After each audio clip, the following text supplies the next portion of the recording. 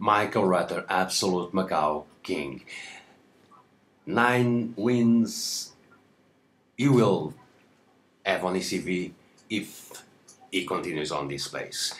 Absolute dominance. Ian Hutchinson was the next best, but over 2.5 seconds. Rutter actually was 3 seconds faster than he had been on qualifying one last year, and he is on an absolutely same machine. Rutter did lap after lap, impressing dramatically. And drama also to happen at the end of the session with this crash of Ben Wiley. Fortunately, Ryder is okay.